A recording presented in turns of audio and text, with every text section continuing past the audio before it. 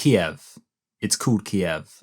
So this video has been a bit overdue because, Russia invaded Ukraine a while ago. I can't really remember when it happened, but a while ago. And obviously I am an international relations guy. Can't you tell by the fact that, that's what my main channel's about, international relations, obviously.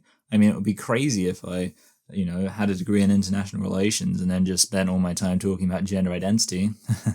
Anyway, but I should at least talk about international relations when such a significant thing comes up, especially seeing as I've been being all snarky on Twitter about this, I've been using Twitter as my kind of outlet for talking about the whole Ukraine thing and not made a video about it. And I kind of thought, I should bring together all my thoughts and compile it into this video. So obviously the main point is the hypocrisy, the whole hypocrisy of the thing. And my friend and I, Luke, actually already did a video covering this hypocrisy, and I will link to that video below. But, it's a pretty obvious thing. The two main examples of kind of hypocrisy are sort of the racism, not really any other word for it, around like people suddenly caring loads about these white Europeans being invaded, and it's this massive issue. But meanwhile, we've literally invaded countries, like we, the West, have invaded countries filled with non-white Europeans, and nobody cared. But of course, there's another aspect to the hypocrisy, the fact of, well, it's okay when we do it, but not okay when they do it. And of course, America and the UK have done all sorts of war crimes historically, and all sorts of illegitimate invasions. So if you want to see me talk about that specific kind of hypocrisy, it will be in the video linked below in the description. Now, I am actually going to expand on some of what I said in that video, and the first thing I really want to expand on is the people saying, denying that they're hypocrites.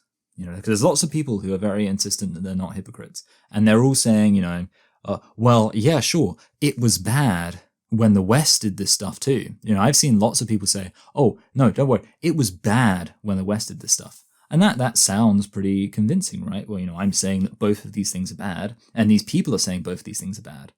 Except they're not just saying both of these things are bad, are they? Because they're not just saying the invasion of Ukraine is bad. That's not the only thing they're doing. They could just say that, and if they were just saying that, then they wouldn't be a hypocrite. If they, if you just walked up to them and said, hey, was the invasion of Iraq bad? They say yes. Was the invasion of Ukraine, or is the invasion of Ukraine bad? They say yes. No hypocrisy there. But that's not what they're doing, is it? They're tweeting the hashtags. They're changing what they're calling the capital. Oh, it's not Kiev anymore. It's Kyiv. It's Kyiv. They're putting the Ukrainian flag in their thing. They're doing all these things they didn't do for Iraq. And, you might say, well, how do I know? Well, I know because I was alive, and I would have, people doing all this stuff in Ukraine is a very obvious phenomenon. People weren't doing this for Iraq. People weren't doing this for Afghanistan. People weren't doing it for all the countries the West has invaded.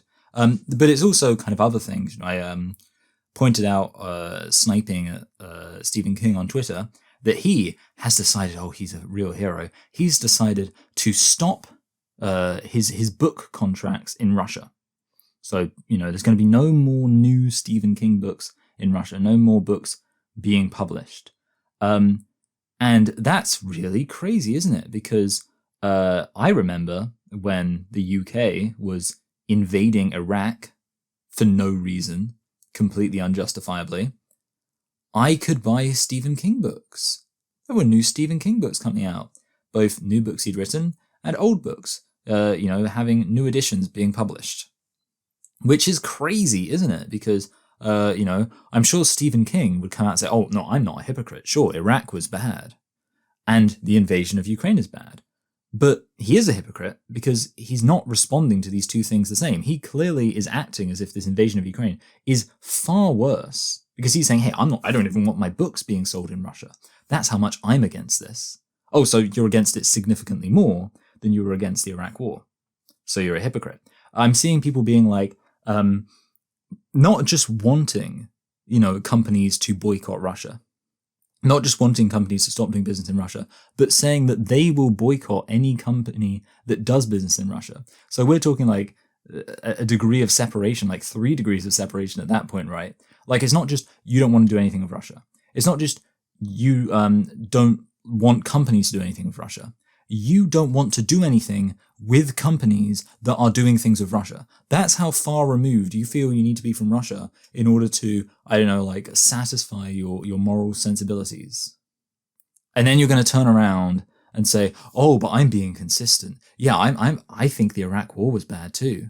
Okay, did you want to make McDonald's stop doing business in the United States and the UK? You person who lives in the United States or the UK? Like, that's the thing. So many of these people come from countries that were invading Iraq.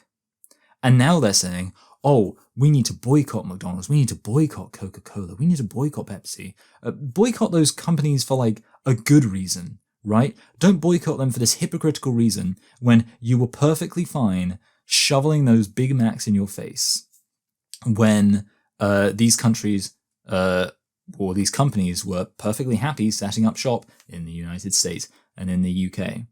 Like, you should really, if you're angry that Russian people get to eat McDonald's, which is apparently a fantastic thing, then if you're angry about that, then you should also have been angry about the fact that you were allowed to eat McDonald's and drink Pepsi or whatever else.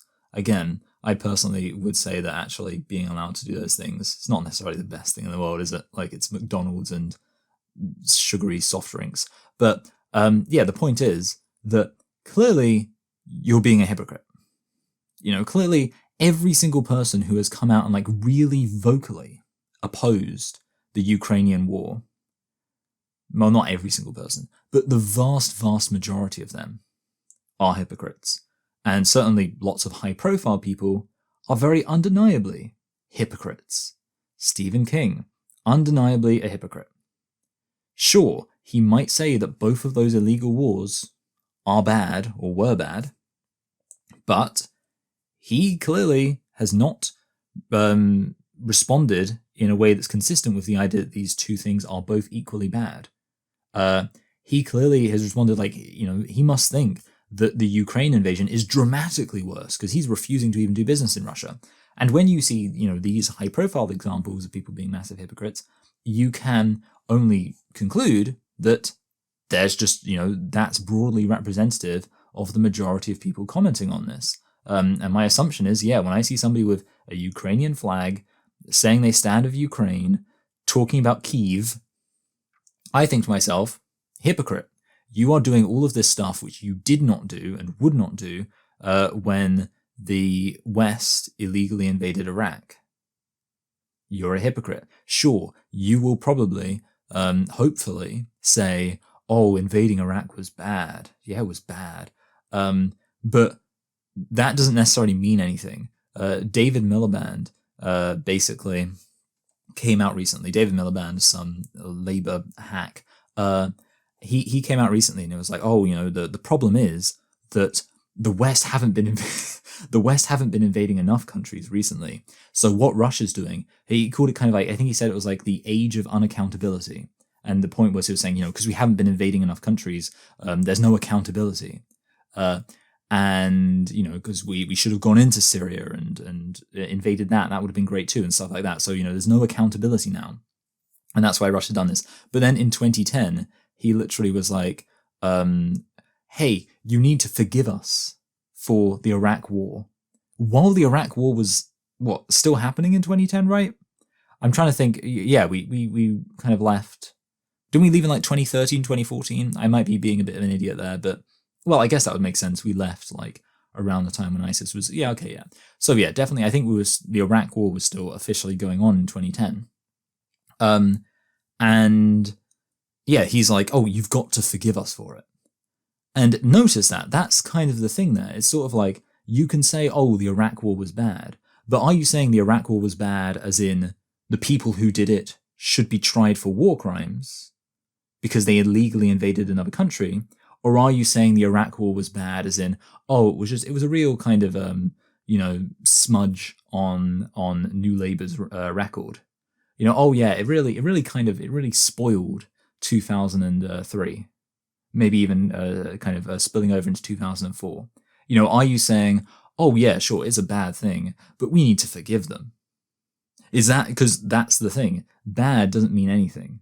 If your version of the Iraq War was bad is, oh, you didn't really like it, but hey, it's all water under the bridge, and your version of Ukraine was bad is, the invasion of Ukraine was bad is, I'm going to hate every single company that does anything to do with Russia. I hate Russia. I think that anybody who's shown any support at all for Putin should be kicked out of university and like any kind of authority in the West. And I think we need to sanction all of the rich Russians. And, I think that we need to all show our support for Ukraine. If those are your two versions of it's bad, that's hypocrisy. I'm going to get in trouble for this. J.K. Rowling. J.K. Rowling is a neoliberal. She is. And it's something which has been in the sidelines for a while. And all this time I've been talking about J.K. Rowling, agreeing with J.K. Rowling about gender identity. And I found myself not really kind of being bothered by her being a neoliberal. And it's not been something kind of on my radar. But for some reason, even though she hasn't really said that much about the whole Russia-Ukraine thing, I've just found myself being more aware of us not being on the same side.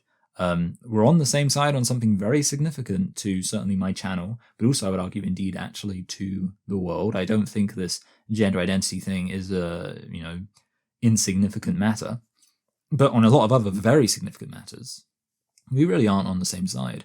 And in terms of our overall kind of worldview, very much not so. But the thing is, obviously there's lots of things I like about J.K. Rowling, lots of things I respect about J.K. Rowling. But there's no way around the fact that she has been a very vocal supporter of Ukraine, very vocal opponent of Russia so far. She's really kind of come out and gone hard against this whole invasion thing. But she's friends with Tony Blair and Gordon Brown. She's literally friends with these war criminals. And I just think, again, that's an example of hypocrisy, you can't, again, if you're saying, oh, sure, the invasion of Iraq was bad, but I'll be friends. And to be honest, I don't even know if J.K. Rowling would say, when you get to somebody like J.K. Rowling, I'm not even sure if she would say the invasion of Iraq was bad. I'm kind of being generous and assuming that most of these people would say that, and I'm not even sure if that's true here, but being as generous as I can, the best case scenario is J.K. Rowling's like, oh, the invasion of Iraq was bad, but I'm still buddies with the people who actually caused it. And then obviously, yeah, when it comes to, oh, the invasion of Ukraine is bad, suddenly there's all of this really vocal opposition to it. I don't know. By the way, I'll say now, because there's no other point for me to mention this. A while ago, I tweeted saying that Sean, the YouTube channel Sean, had uploaded a video criticizing Harry Potter. And I watched a little bit of it and I was like, oh, this is rubbish. I actually ended up watching the rest of it and ended up actually deciding it was a pretty okay video in terms of the critique it was making of Harry Potter. It made some kind of actually good critiques of kind of the writing in terms of the story structure and things like that, which I thought was perfectly okay. But also most of the focus on kind of the sort of political criticism was focused on J.K. Rowling being a neoliberal and criticizing the implications of that for the story. So I hate to admit it, but I wasn't expecting this going into it, but watching a video where Sean, the massive misogynistic skull guy, talks about J.K. Rowling, who, like I say, I really do agree with. I did actually find myself agreeing with Sean quite a bit. Although I did find something kind of funny, which is that I agreed with Sean, but the video literally had nothing to do with gender identity. That was kind of the funny thing, which I guess kind of makes sense. The reason why I agreed with the video Sean made criticizing J.K. Rowling is because Sean actually didn't mention gender identity throughout the whole thing. And it kind of actually felt like, in a way, a tacit admission that J.K. Rowling's stance on gender identity isn't the issue. J.K. Rowling's stance on gender identity is fine. The issue is J.K. Rowling's neoliberal beliefs about society in general. And yeah, the fact that Sean in this video criticizing J.K. Rowling and the kind of wider implications of J.K. Rowling's politics didn't actually mention her views on gender identity kind of felt like an inadvertent admission that J.K. Rowling's opinions on gender identity are actually pretty good, and indeed actually run contrary to our otherwise neoliberal tendencies. Neoliberalism is kind of the idea of like, oh, free choice and all that kind of stuff will solve all the systemic issues in our society. And, obviously there's other aspects of kind of neoliberalism. That's kind of the simple version of it. And that, if anything, is like a TRA belief. Like, let's not tear down gender itself. Let's just make it so people can choose what they want to be within gender. And obviously the gender critical belief is more kind of the radical belief, which is, hey, let's actually tear down this idea of gender itself rather than just making it so people can choose what to do.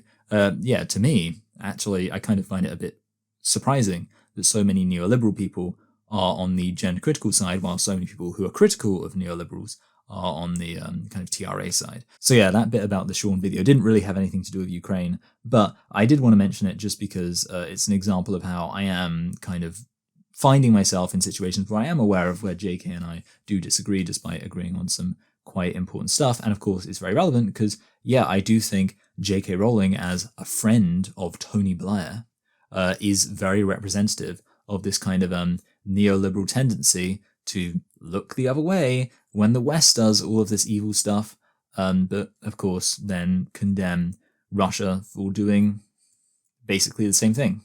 So I do just want to point out the obvious thing, which is that if the West were in this situation, they would do basically the exact same thing that Russia has done. And people, like to use obvious examples, so I'm just going to use obvious examples. I will say that I thought of this independent of seeing other people mention it, but I think it's quite an obvious point to make, so I've seen other people make this point as well. Imagine if Ireland was getting really friendly with Russia. Like Ireland, went under some kind of political change, and they really started to kind of align themselves with Russia. Are you unironically believing right now that the UK wouldn't really want to invade Ireland? That there wouldn't be a significant push within the media and the political establishment to want to invade, to try and like drum this idea that, hey, maybe we should invade, maybe we should try and get involved in Ireland, to try and like drum up this idea that Ireland's continued kind of national self-determination was illegitimate. Because I'm sorry, but I don't want to sound like I can totally predict everything, even in hypothetical situations, but I can. We would. People would be saying, hey, something's going on in Ireland, we would try and come up with some way of involving ourselves in that. We wouldn't just be like, oh, that's fine, yeah, if Ireland really wants to start aligning itself with Russia, we're just going to sit back and let it happen because, Ireland can do their own thing. We wouldn't do it because they're right on our doorstep, and that would threaten our geopolitical interests. And imagine if there was a separatist movement within Ireland that could be used as a pretense to invade. Like if suddenly around, kind of Northern Ireland area, huge numbers of people who really wanted to join the UK started rebelling and revolting and like fighting. Do you unironically think the UK wouldn't use that as an excuse to start, first of all, supporting those separatist movements, but eventually, yes, actually think, okay, we're going to involve ourselves in this, we're going to actually send in troops, we're going to invade. That would be more than enough of an excuse for the UK to be like, yeah, we're going to invade. If there was actually an ongoing conflict between pro-UK separatists within Ireland and the Irish government, which was in direct conflict with the geopolitical interests of the UK, we would invade, no questions asked. And of course, all the media would totally support it. There'd be all this stuff about, our brave boys going off to fight to help the Irish people, the Irish separatists fighting for their freedom or whatever else. The media would be totally on board with it. And huge amounts of the kind of political establishment would be on board of it. It just undeniably. And then, of course, the other classic example is imagine if Mexico was about to join like a China-led alignment. Again, exact same thing.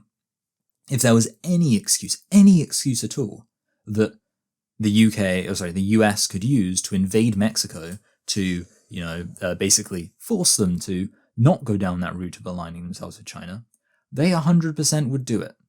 So why are we so shocked that Russia is doing the exact same thing? They have a smaller neighbor right on their border, and they're recognizing it threatens their geopolitical interests as that neighbor begins to cozy up with their geopolitical rivals. So they're using an excuse which any Western country in the exact same situation would be happy to use as an excuse of this kind of separatist movement within Ukraine to invade. We would do the exact same thing. And of course, we have done the exact same thing. America has acted incredibly immorally in the attempt to kind of exert control over the Western Hemisphere. Obviously, you have Operation Condor, where all sorts of right-wing fascist paramilitary movements in Argentina, in Chile, I think in Colombia, Nicaragua, obviously, were funded by the US government. Right-wing death squads. So many people killed, murdered by basically fascist regimes because it helped to keep the communists at bay. And the communists would have aligned parts of South America and Central America with the Russians, yeah. So basically, we already know the US have done all sorts of horrible things to prevent minor countries, small countries on their border from becoming aligned to the Soviets. Obviously, that was the illegitimate invasion of Grenada. So many just different examples of where the US did exactly what Russia is doing right now. We don't even have to speculate about, well, what if Mexico is about to align themselves with China? We can ask, well, what if Grenada was about to align themselves with the Soviet Union? The US would invade. What about if Cuba was? The US would try to invade. What if, I can't be bothered to think, but, basically the reality is that we can, there are many examples, and obviously, and you have Nicaragua, where I don't know if the US properly invaded, but obviously they supported the Contras, all that kind of stuff. That's the reality. It's not speculation. We know that the US has done literally all of this stuff, and in situations where geopolitically they had less justification for it. Grenada doesn't really present a massive kind of geopolitical issue for the US, really. It's not Ukraine, and the positioning of Ukraine is a serious threat to Russia, because it basically can, by controlling Ukraine and bringing the Ukraine into a Western military alliance, you now have far less of a distance to get into kind of the heartland of Russia, Moscow, all that jazz. Grenada, does that really matter? Would it really matter if that was aligned to the Soviets? Not really. And yet the West still invaded. And when I say the West, just generically, I mean kind of the UK and the US, basically. Still invaded. Really no justification at all, but we just did it. And yet, how many people, think of the West as evil for that? And then, of course, there's the fact that Western aggression hasn't just been limited to the Western Hemisphere. Sure, we've aggressed against countries within the Western Hemisphere who have kind of threatened to align with geopolitical rivals, just as Russia has aggressed against a country within kind of the Eastern Hemisphere who is aligned with their geopolitical rivals. But we also invaded Iraq. We've invaded Vietnam. The reality is we've gone well beyond the Western Hemisphere to try and project power all across the world. That's the difference. The thing is, what Russia is doing, and let's be totally clear on this, is 100% defensive. It's a long-term defensive strategy. Because the only reason Russia's doing this is because they want to be able to be better positioned to defend themselves in the future. Obviously, it is in its immediate kind of form an act of aggression. But it's pretty undeniably about securing their immediate perimeter, defending themselves. The reason, it's pretty obvious that Russia's doing this because of a legitimate concern of a potential invasion which could reach their capital in, virtually no time at all if it were launched from Ukraine. You can't say that about Iraq, can you? Iraq, that wasn't even remotely defensive. That was projecting our power way overseas, thousands of miles away. So, that's a big difference. I kind of said, what Russia is doing is similar to what the UK was doing in Iraq. And I kind of said, they're basically the same. To be honest, they're not the same. Because at least one of those things could be said to be, hey, it's basically a defensive action. Russia is securing and shoring up their immediate kind of perimeter. What was the UK doing invading Iraq? There was no defensiveness to that. It was 100% projecting power overseas through an illegal invasion, projecting power thousands of miles away because of an illegal invasion, or through an illegal invasion. The reality is that actually the recent actions of the West, having already secured our kind of, the Western Hemisphere through all of our kind of illegal invasions, is now being projected more globally. And of course, on that note, let's point out the obvious. NATO is aggressive. The expansion of NATO is an act of aggression. The UK has, and in the US, the West just generally, has projected our power to the kind of border of our geopolitical rival Iran by invading Iraq. We've projected our power all over the world, and now we are projecting our power, and we did project our power with the kind of coup in 2014 to the border of Russia. And we have projected our power through the enlargement of NATO to the doorstep of Russia.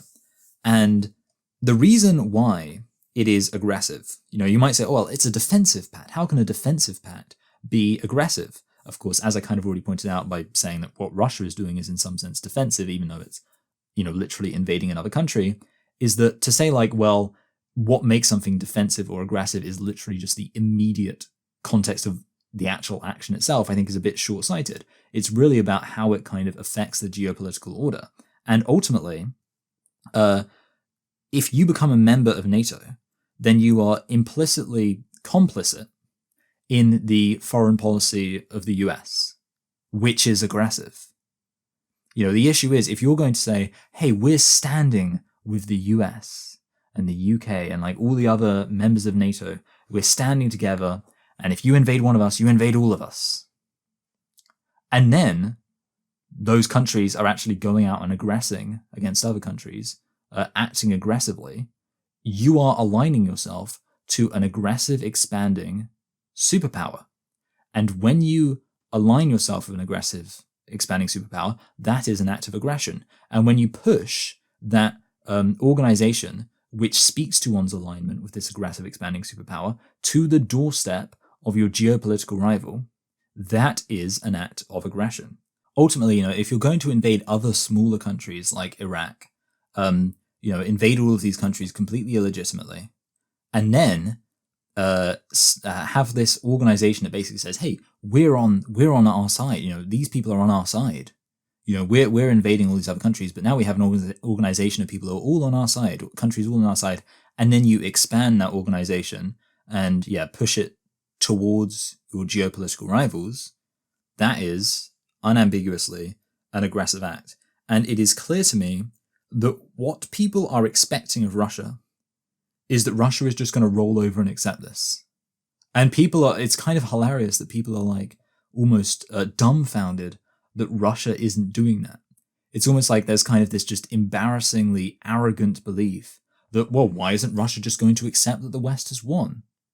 Why isn't Russia just going to accept NATO being expanded to their doorsteps? As if, and this is the key point, as if we would do the same. As if Russia were expanding to our doorstep, we wouldn't try and fight it. We wouldn't try to influence the kind of geopolitical landscape to make it so we don't have, imagine if Russia was invading random countries in South America, random countries in Western Europe. Imagine if Russia was, random countries in kind of East Asia, Russia projecting itself overseas by invading all of these countries. And then Russia also started a military alliance that basically said, hey, if you invade one of us, you invade all of us. We're all standing together try and stop us. And they, started expanding that all the way over to the doorstep of the UK and the US.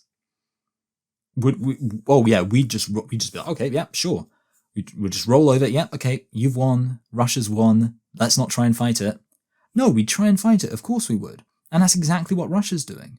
And the reality is that, of course, it means that if Russia didn't fight it, they would just be saying, okay, the West has won, because at that point, the West is in a position where now Russia is in a much weaker position as far as challenging the West's foreign policy, the West's aggressive foreign policy, and the West will just be increasingly more free to invade other countries, to bring other countries into alignment with the West, to just further box Russia in, until it gets to a point where Russia has no hope at all of being able to stand up for itself. That's the reality. Ultimately, you're just kind of saying, well, Russia just needs to accept the fact that it's just going to let the West win. Why can't Russia just let us win? It's incredibly arrogant, incredibly childish, incredibly naive. No, of course, Russia now recognizing that they're just losing kind of bargaining chips, losing things that they can actually hold against the West, is going to fight back. Because you've got to bear in mind, okay, the West's foreign policy ambitions are currently curbed by the fact if they pushed too far, it could get to a point where, they actually have to worry about incurring the wrath of Russia and China. Right now, if the West just said, okay, you know what, we're just going to do whatever we want, absolutely anything we want, then Russia and China say, hey, maybe we'll do everything we want. Maybe we'll invade Eastern Europe. Maybe we'll invade Taiwan. And then, of course, the West, recognizing that Russia and China are actually quite strong, would have to think, oh, do we want to just be going around doing anything we want, knowing it could incur some kind of response from these countries that present a genuine threat to us? No, we wouldn't. We would, of course, behave a bit more rationally and actually say, okay, yeah, we're going to kind of keep things a bit more chill. But the issue is, if Ukraine is part of NATO, then we can move all of our troops right up to the border of Russia. And at that point, we can start doing everything we want. And if Russia says, hey, maybe we'll invade Eastern Europe, if you're going to do everything you want, if you're going to invade all these other countries, if you're going to try and just assert yourself internationally, maybe we'll try to assert ourselves internationally. And then we stand there, right on the kind of Russia-Ukrainian border, only, not very far from Moscow at all, with only a kind of straight plateau or straight plain of a kind of land, no meaningful kind of defenses for Russia really to boast of, saying, oh, really? You're going to try and do anything you want? It's an act of aggression. And there's no ambiguity to the fact it's an act of aggression. And basically, if you're saying that Russia should just accept this act of aggression, you are saying, yeah, Russia, just accept, just let us win. Come on, Russia. Why have you got a problem with the idea of the West just being able to do anything it wants, standing right on your border, and being able to say, hey, what are you going to do about it, Russia?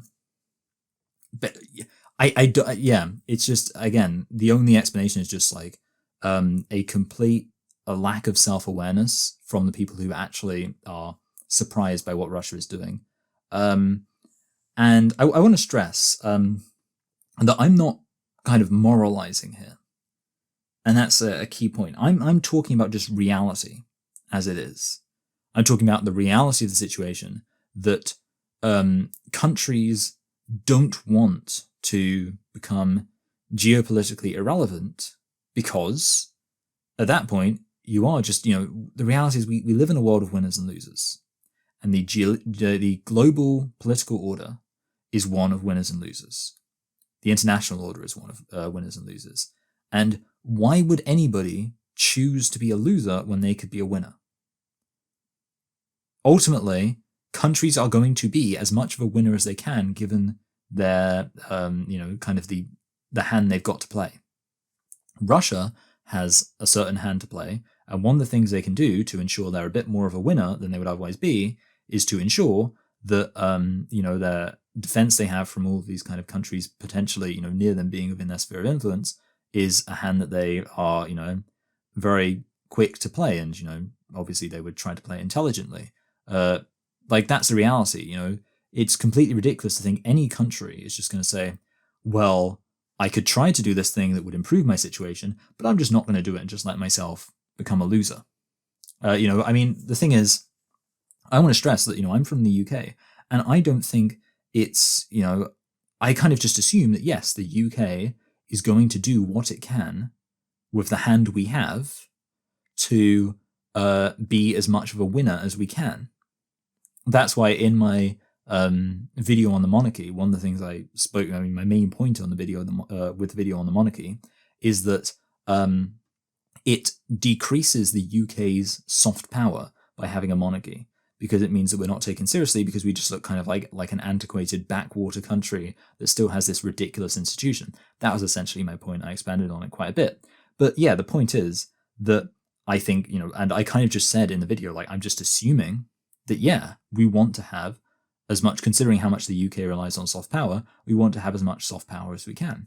And certainly, yeah, I have many ideas for how the UK could improve its standing geopolitically, which is to say, in the international order, become more of a winner than a loser. And I kind of, yes, would just expect the UK, if it thought it could get away with it, to do those things which would make it more of a winner and less of a loser. That's just how it's going to be. And I don't see why you would not recognize that that's exactly what Russia's going to do, exactly what China's going to do, exactly what Iran's going to do, exactly what the United States is going to do. These are just countries trying to be less losers and more winners, to have fewer losses and more wins. Russia, NATO expanding into Ukraine would be a massive loss for Russia. So why aren't they just going to try and avoid that loss? For me, my main concern is just recognizing that that's the reality of the situation, and stop acting as if Russia has done this incredibly evil thing, or that, in some way this is really a moral issue at all. It's not a moral issue. It's just two actors in the international order and the international world stage trying to better their situation rather than make it worse. Just as many international actors, including the UK, have done in the past, morality be damned. Now, another thing I want to talk about is how the media in the West has manipulated things. And there's this one thing which I've seen a lot, which is, and it's all about this fact, like I say, trying to avoid acknowledging that this is in Russia's direct geopolitical interests, that Russia is basically behaving as a rational actor in the international world order. Which is the truth. Russia is behaving completely rationally, considering everything that the West has done up until this point. That is my take, and that is the truth. But the media has obviously been trying to deny that obvious reality, and of course it's not done that by addressing it directly, but rather through subtle implication. And I want to talk about a few things. So, first of all, what I've noticed is people talking about Putin's war, Putin's actions. People have been speaking about Putin rather than Russia. And a lot of the time when you look at the media, yeah, they're not talking about Russia's war, Russia's invasion. It's Putin's war, Putin's invasion. And I think it's pretty obvious why that's being done. And it's because there's an attempt to present this as if Putin is the one problem. And, if Putin wasn't there, then Russia wouldn't do this. And again, what this is implying is that this isn't just something about, this isn't Russia's geopolitical interests. It's Putin's personal ambition. And that is absolute nonsense, because again, it's suggesting and implying that if there was someone else in charge instead of Putin, then Russia would just roll over and accept the West winning, which is absurd. Imagine if, imagine how moronic it would be for Russians to imagine that, if Joe Biden wasn't in charge, the US would completely change all of their foreign policy to, basically significantly weaken themselves on the global stage. Yeah, I'll tell you what, if only Joe Biden wasn't in charge, suddenly, I bet that Russia would be able to completely, change the kind of geopolitical sphere and forge new alliances and, engage in whatever kind of limited military campaigns would be necessary to kind of substantiate and secure those alliances. And the West would just be perfectly happy with that. They'd be like, oh yeah, fine. Oh, you want to do some regime change here? You want to do some kind of humanitarian intervention there, which is basically a pretense to kind of invade a particular country or whatever else. Oh, you want to do all of that? That's fine, Russia. No, and of course the thing is, because Putin has been in charge of Russia for so long, it's maybe easier to pretend, oh, it's just Putin. But of course, whereas with the US, we know it's not just Joe Biden, because we know we've had Joe Biden, Donald Trump, Obama, George Bush, Clinton. I'm not going to name every single president going backwards, but the point is, we know we've had all those presidents, and they've all pretty much done the same thing globally on the international order, which is do things which advance the geopolitical interests of the US and counter the geopolitical interests of the US rivals.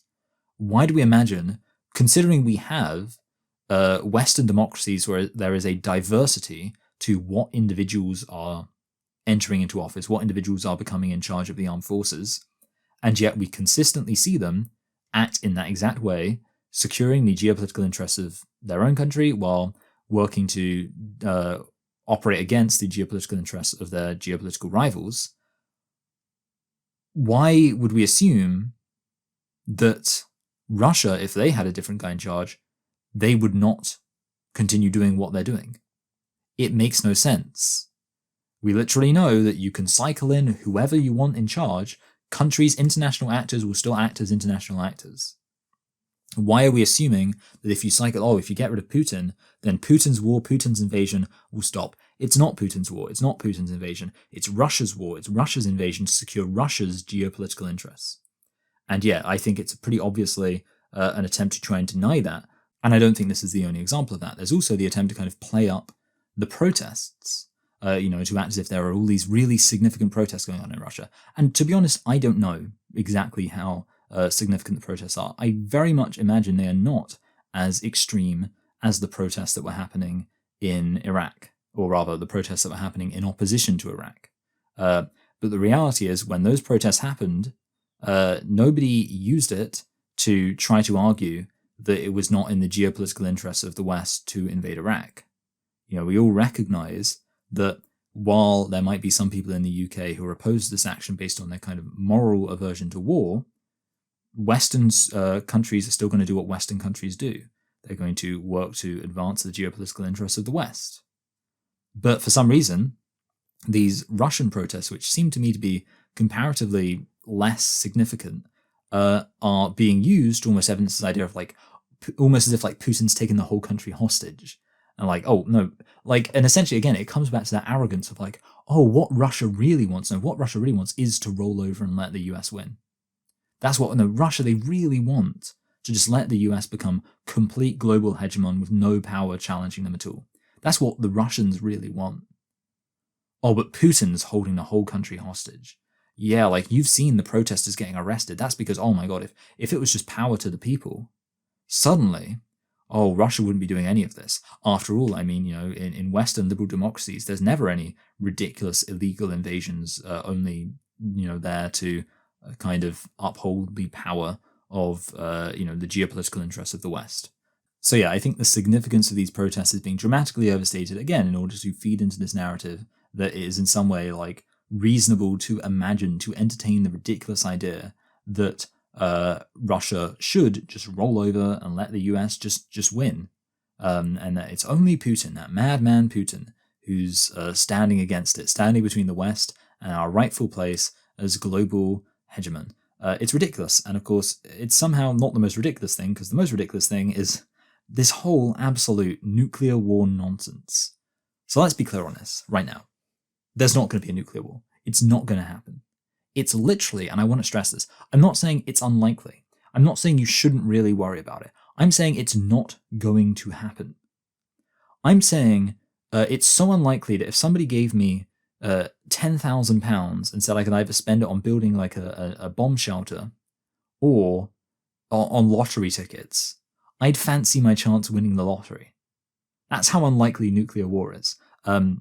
That's probably not true, actually, because I think it would be quite fun to have a bomb shelter anyway. But the point is, yeah, I would probably buy a bomb shelter. I guess that's it. It's so unlikely that if somebody said, hey, we're willing to build you a bomb shelter completely for free, I would think, oh, that's a cool thing to have. That would be cool to have a bomb shelter.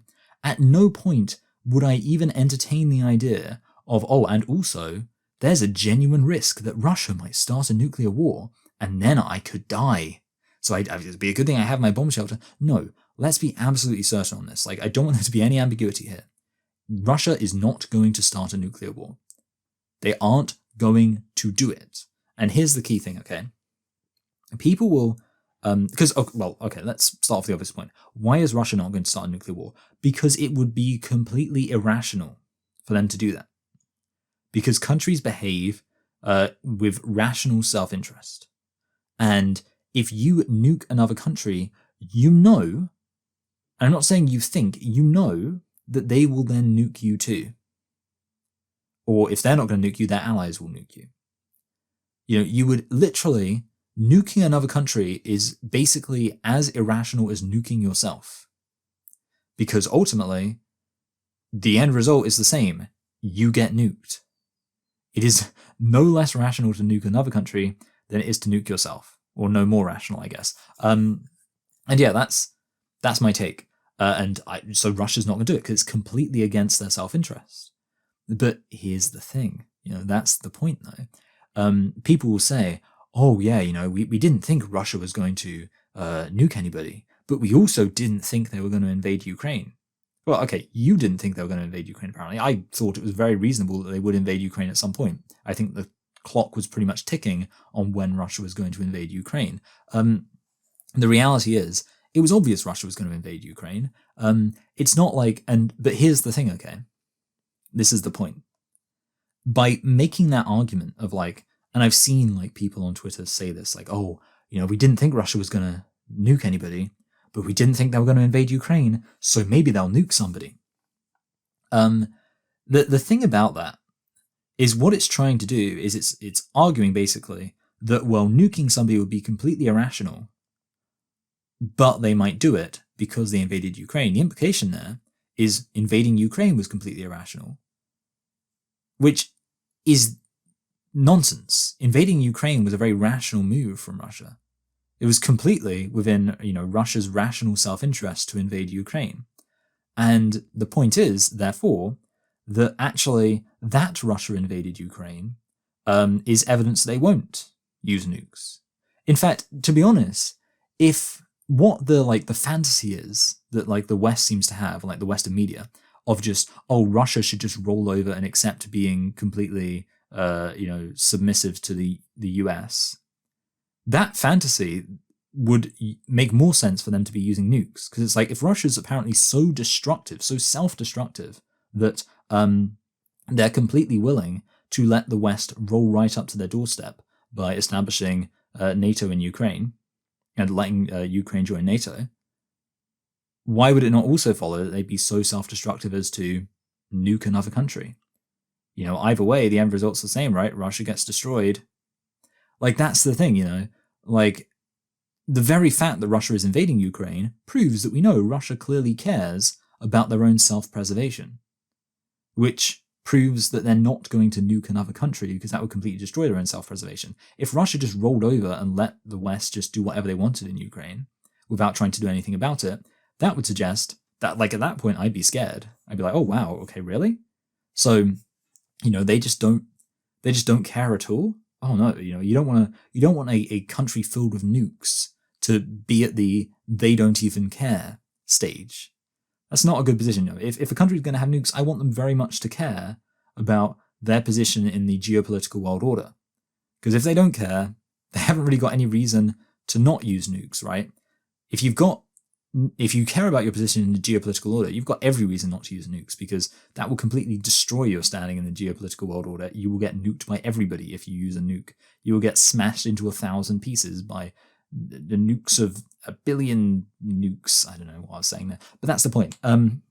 So yeah, obviously it's a completely ridiculous thing, but the implication is, well, using nukes would be completely insane and irrational.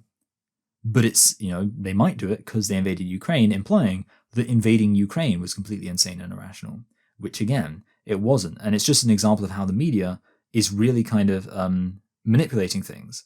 And the whole point of this is, again, all to imply that this isn't completely within Russia's rational self-interest. Because if we acknowledge this was within Russia's rational self-interest, we'd have to ask questions like, well, what has the West done to create a situation where this invasion was within Russia's rational self-interest? Should we have done a coup in 2014 to install a Western-friendly leader? Probably not. We'd have to actually acknowledge the systemic reasons why this invasion happened, rather than being able to just blame Putin for being completely insane and not just letting the West win.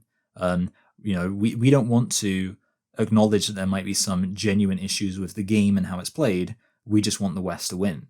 And we think it's very irrational that any other player would not want the West to win. Now, I do just quickly want to give my take on humanitarian intervention in general, because of course lots of people are saying, hey, the West should get involved. All the hawks are circling and saying, yeah, let's start a war. And I want to give my take on it. First of all, there's this really, really, stupid video by Christopher Hitchens, as he so often was, making a very stupid point, where he's like, it's obviously Hitchens supported the Iraq War because he's a bad person, or was.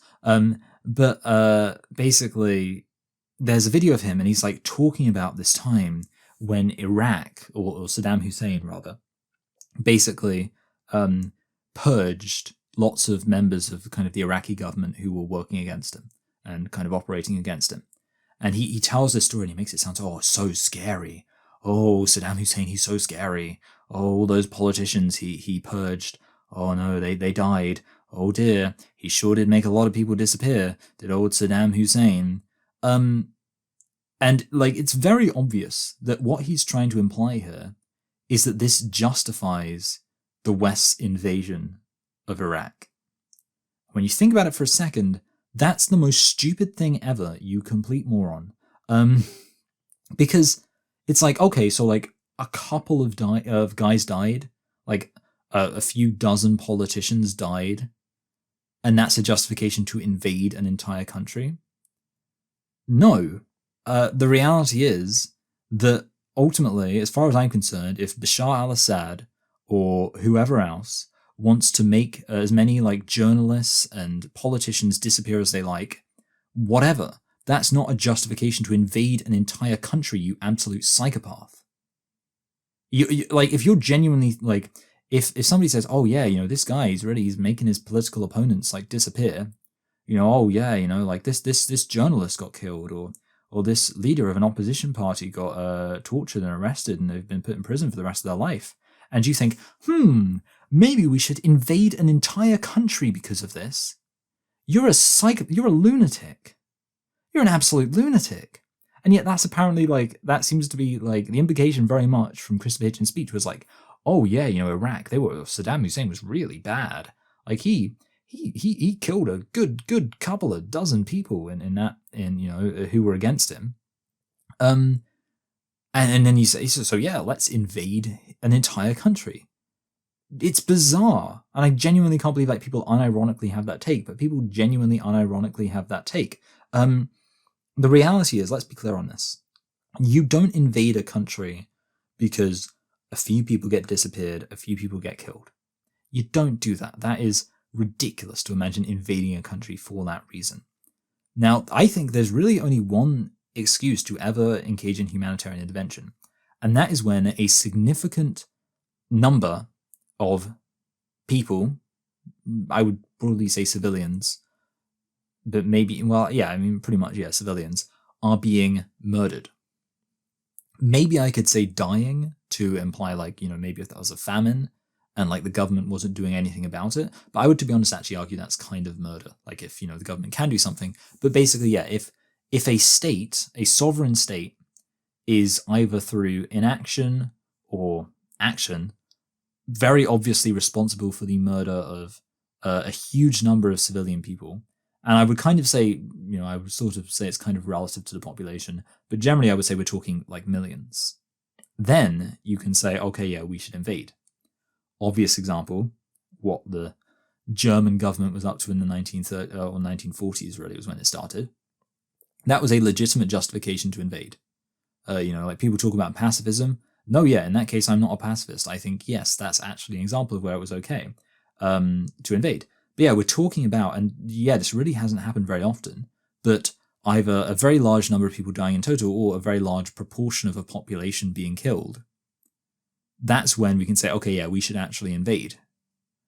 So no, not Iraq, not Syria, not Afghanistan. The Taliban weren't lining people up and shooting them. The Taliban wasn't engaged in some kind of systemic mass murder of people. I'm not saying people weren't dying under the Taliban. I'm not saying people weren't repressed under the Taliban. I'm saying that there weren't such a huge number of people dying to justify an invasion, which is going to lead to huge amounts of death and destruction. And that's both my own personal take and also the correct one. The reality is that, Saddam Hussein was repressive and all that kind of stuff. But so what? You don't invade a country for that. The Taliban, do I support them? No. Would I think it would be good if the Taliban wasn't in charge of Afghanistan? Yeah. Do I think we should invade Afghanistan to make it so the Taliban aren't in charge? No, of course not. Do I think that if the Taliban kills a couple of political rivals, kills some people for blasphemy, kills some liberalizing activists within the country, that justifies an invasion? No. Do I think if Afghanistan identified a particular ethnic group within Afghanistan and committed themselves to the complete mass murder of those people, that would justify an invasion? Yes. It's pretty simple. Yeah, it's pretty simple. If there is a huge mass systemic genocide of a population, that is a decent reason to invade another country and to basically engage in humanitarian intervention. And of course, with all this said, intervention in Ukraine would be completely unjustifiable. Russia is not engaging in a systemic effort to exterminate large proportions of the Ukrainian population. If Russia was doing that, we could invade, yeah. If Russia started saying they were going to ethnically cleanse the Ukrainian population by killing them, then yes, we should invade. Right now, all Russia is doing is fighting a war. That's it. That's not enough justification to invade a country morally. So yeah, that's my take on kind of the moral case for humanitarian intervention. And I should just say, yeah, the people like talking about establishing a no-fly zone, wanting to literally start World War III over this are complete psychos. And I really don't, I can't even explain it apart from just like, I don't even think it's a moral failing. I think those people must just be like so ignorant that like they don't really realize the full extent of what it is they're talking about, that they're suggesting, yeah, let's elevate this invasion to World War III. Why do you want people to die? Like, what you'll notice is that, there's a very consistent logic there from me. I don't want people to die. So, while, yes, I don't think it's a good thing when you have repressive governments killing people, I recognize that way more people would die in an invasion. Like, an invasion would kill way more people. But, obviously, if huge numbers of people are dying because of some effort to mass murder huge numbers of people, that obviously is something where the relative, it would be worth any number of people dying from the actual invasion itself, the effort to stop that murder happening, because either way, a huge number of people are going to die. So it might as well be that a huge number of people die to stop the government committing that war crime. And yeah, that's my take on it. And also, yeah, just on that note, I will say, I said before, I think it's a bit weird to say like that invading another country is a war crime, because I just think it's a very unrealistic definition. Ultimately, while I will talk about the Iraq war being illegal, I don't really think it is, but the point is, well, it happened anyway, and nobody did anything about it. So it's kind of for me, I would prefer to say keep war crime limited to things which are obviously very tremendously immoral, and therefore I would argue that I don't think any war crimes have been committed in the invasion of Ukraine so far as I can tell. That's my take. So having given my take on kind of humanitarian intervention, I think it's worth just stressing the West is not motivated by humanitarian intervention. Let's be clear on that. The actions the West have taken historically have not been about humanitarian intervention. For example, while obviously I spoke about kind of Germany in the 1940s and that thing, which I'm a bit scared to mention because I think that it can get you like in trouble just mentioning it. While I've mentioned that as being something which obviously would warrant humanitarian intervention, there's like second to that, one other thing which I'd be really, really confident saying definitely warranted humanitarian intervention would be the Cambodian genocide. It warranted humanitarian intervention. It was, a quarter of the Cambodian population was mass murdered. A literal mass murder was going on. They were being slaughtered. And yes, think about how like very obviously anti-war I am. Like, obviously there are people out there talking about, they say we should have invaded Syria, we should have invaded, we should be invading Ukraine, we should have invaded Iraq, we should have invaded Afghanistan. I'm saying no to any of that. I don't think there is a single war in like since the 21st century that really was justified morally. I don't think that's true. I think there have hardly been any wars that have ever been justified morally. And yet, even I'm saying, yes, Cambodia, we should have gone in there. We should have sent troops in there. We should have taken over the country because millions of people were dying. A quarter of the population of the country died. We should have gone in there. And here's the thing. Not only did the West do nothing to stop it, we did nothing. We didn't go in there, we didn't invade. Oh, we went into Iraq, went into Afghanistan, but we didn't go into Cambodia. I mean, we went into Vietnam. And that leads me to the fun fact, which is not only did we not do anything, we actually supported the Khmer Rouge against Vietnam when Vietnam intervened. Vietnam intervened in the Cambodian genocide. There's a reason why the Khmer Rouge doesn't currently rule Cambodia. And it's not because the Cambodians rose up. It's not because the West came in and said, oh no, this is clearly a horrible thing, we need to overthrow you. It's because Vietnam went in and overthrew the Khmer Rouge. And I'm not going to claim that Vietnam's reasons were totally kind of moralistic. Actually, Cambodia was basically kind of antagonizing Vietnam. But ultimately, of course, Vietnam was on the moral side in this. And yet, guess what? The West supported Cambodia against Vietnam. So basically, since World War II, the one very, very obvious example of like a potentially justified humanitarian intervention, the Cambodian genocide, the West not only was not involved in it, or rather was not only not involved in overthrowing it, but actively supported the side doing the mass killing.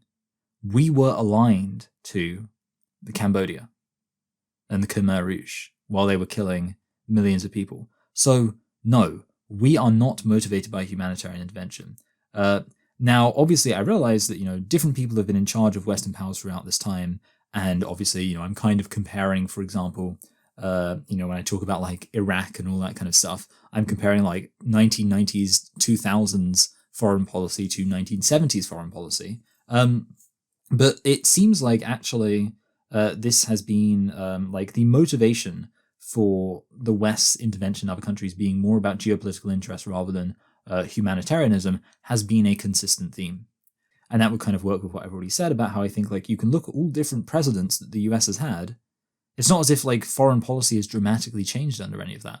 And yeah, I think that's because foreign policy is motivated by a country's international kind of geopolitical interests.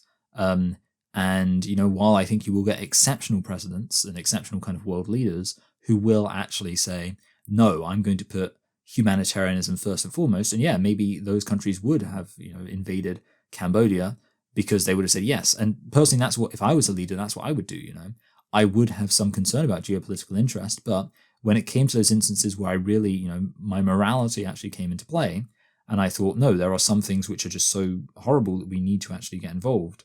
Yeah, I would act consistently with that. So that's a possibility.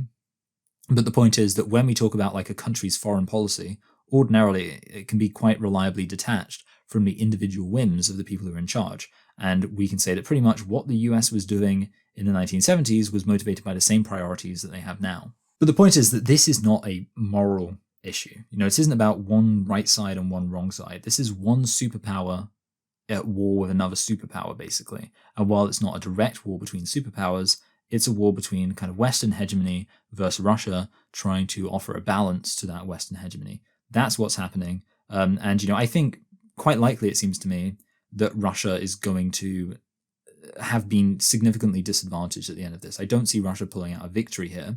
Maybe Russia will, I mean, I'm not sure what Russia will end up achieving, but I think it's quite unlikely that they will actually achieve their goals of really kind of meaningfully realigning Ukraine to be on their side. And I think it's also going to hurt kind of their perception internationally. I don't think this war's gone as well for them as they would have liked. And yeah, so I think Russia's probably going to have effectively lost this one. I'm not sure exactly what the full implications of that will be. But yeah, this doesn't seem to have gone well for Russia. But yeah, I don't think that's like something to be celebrated. And certainly if Russia does lose, I'm not going to be like cheering or anything like that. Now there is a question, which is, is the West winning better? Because people might say, well, this isn't a moral issue, sure, but the West is actually the more moral side. Like Russia, they're pretty, would you really want to live under Russia? Surely, and even you can go back to the Cold War. Sure, you can say that the West and the East were bad. America and the Soviets were both bad, but would you rather live under West Germany or East Germany? Surely the answer is pretty obvious. And yeah, actually, I'm not really going to dispute that. But the thing is, obviously we're talking about the international community and the globe here. And with that in mind, we can't just consider the wealthy, well-off core of Western hegemony. We have to consider the peripheries, the places which are kind of under the thumb of Western hegemony, and ask ourselves, how are those places doing? Are those places doing so great?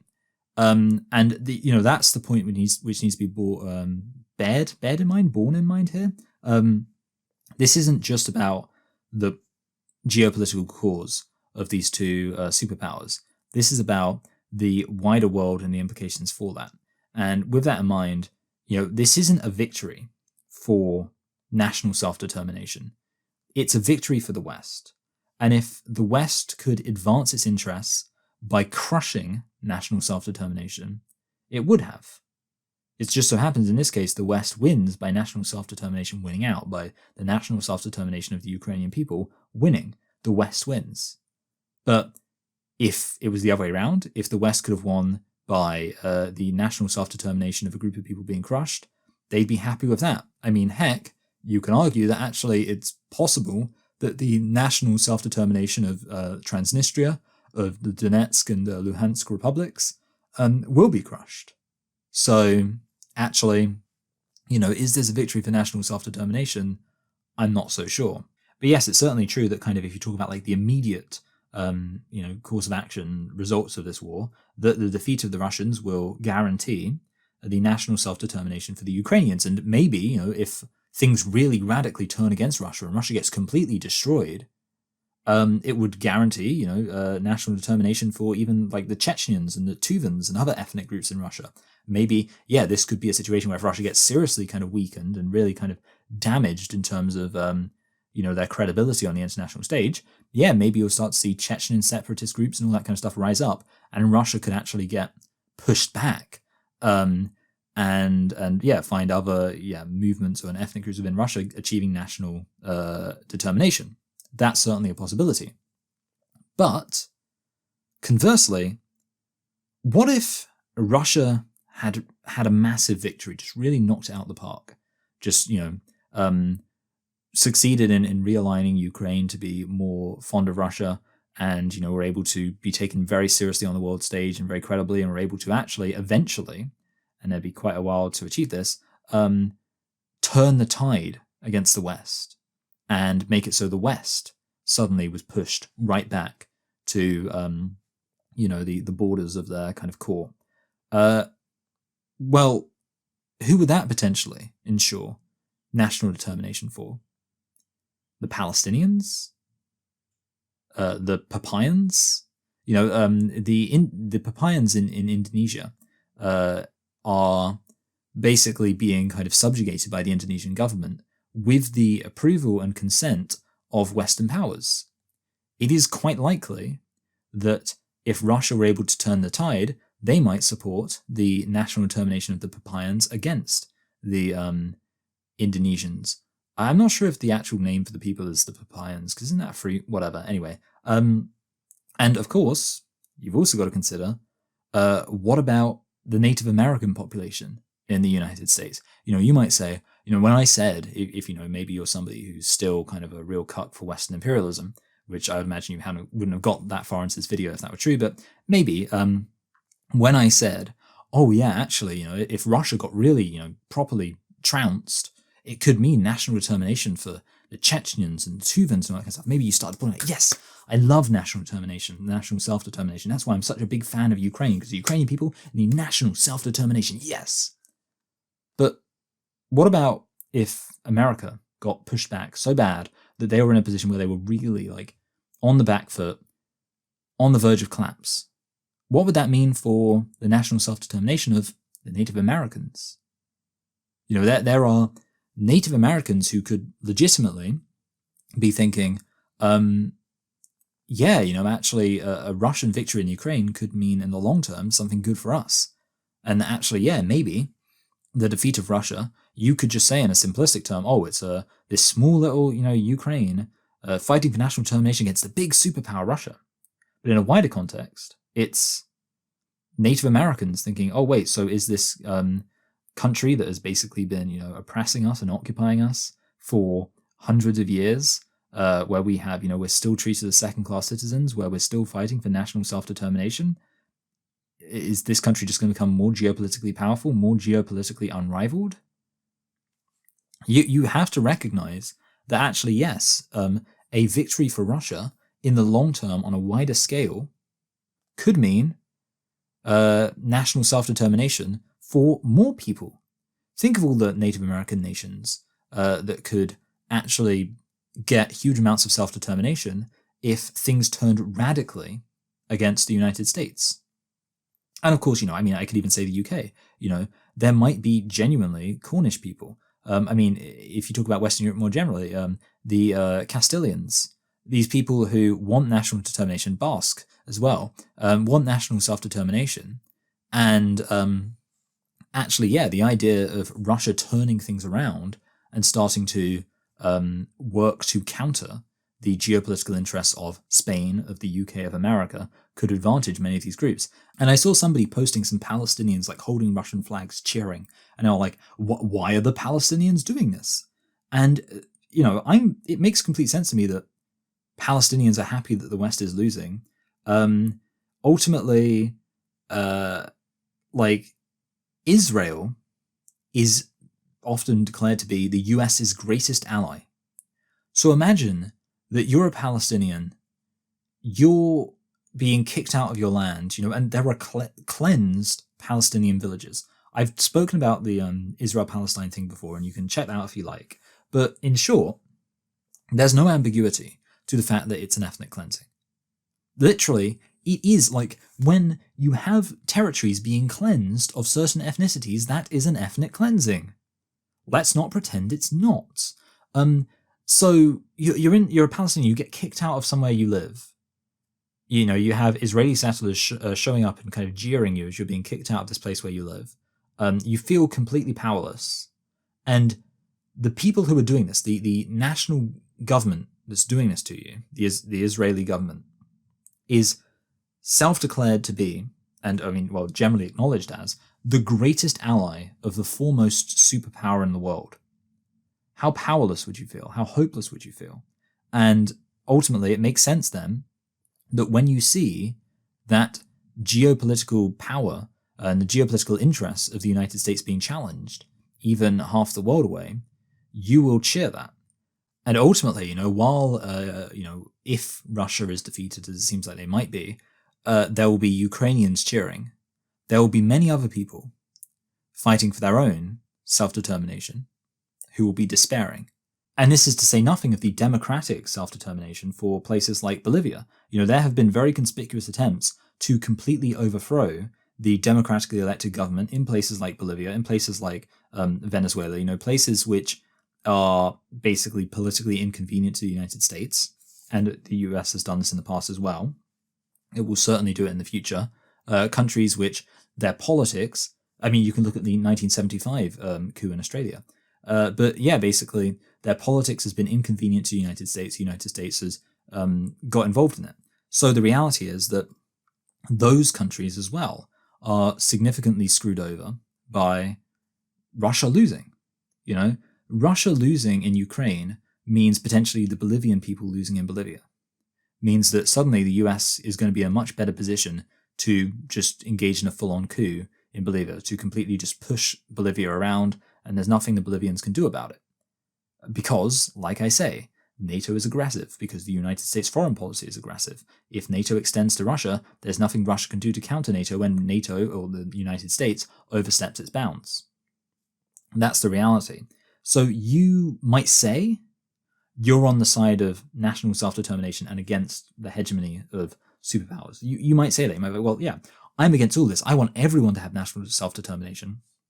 I don't want Russia and the United States to be these huge powers that can decide which countries get to have national self-determination. I'm not on board with any of this. And that's fine, but it's not the world we live in.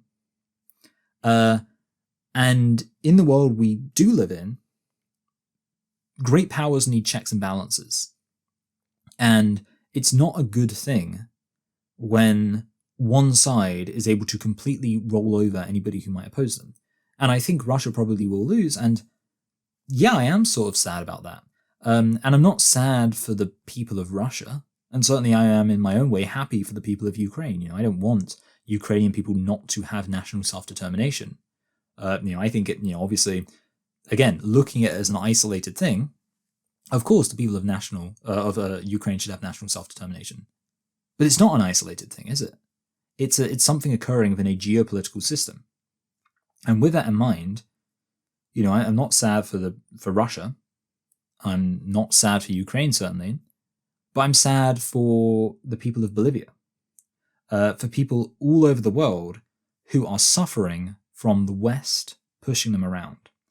And if Russia could offer up a greater balance of power, things would be better for them. Imagine if the next time the United States wanted to organize a coup of a democratically elected government that was hurting their own corporate interests, they had to contend with a Russia that could present a serious threat to them. And they had to actually think, oh wait, do we want to antagonize our geopolitical rivals? I think that would be a better world. You've got to consider the alternative. Russia loses, Russia gets destroyed, or, really seriously kind of discredited. NATO's pushed up right to the border of Russia via Ukraine. Suddenly, the US is much more free to act with impunity. And we will actually find ourselves in a situation where there is no accountability. And yes, people will suffer there.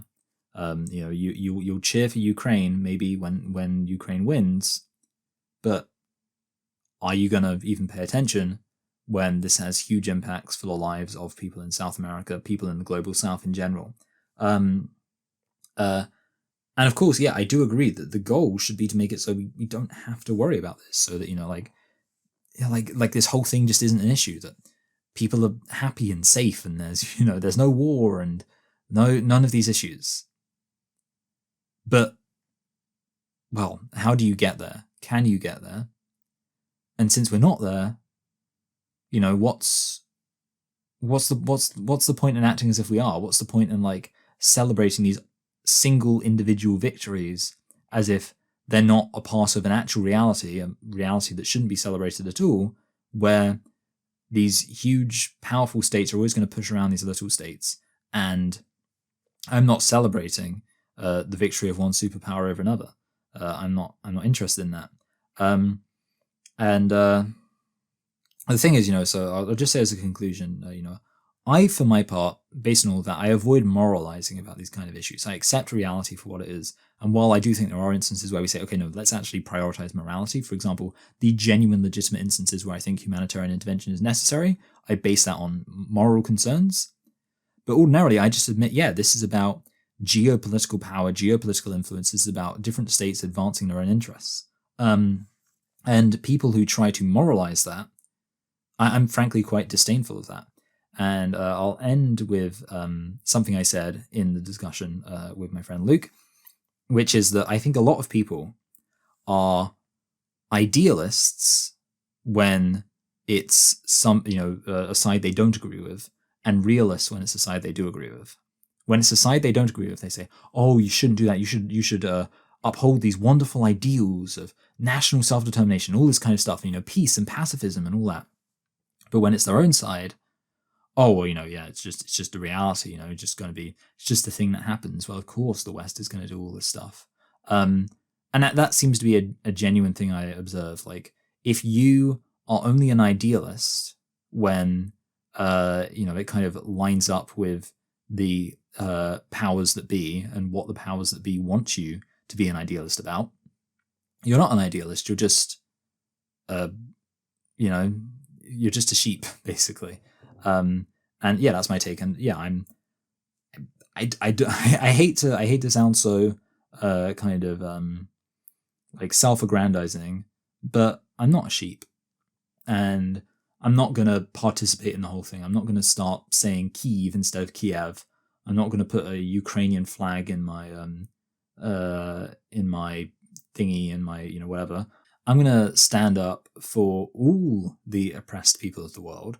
And a lot of the time, oppression is not along national boundaries anyway, but stand up for all the oppressed people of the world. And I'm not going to celebrate a victory for the Ukrainians that will, in the long term, I think, hurt the Palestinians and, the Bolivians and who knows, dozens, not hundreds, of other different national groups across the world. So that's my take. And that's, yeah, basically, we'll see what happens. But ultimately, again, I'm not going to, kind of whatever happens, I'm not going to celebrate it as some great moral victory for good over evil.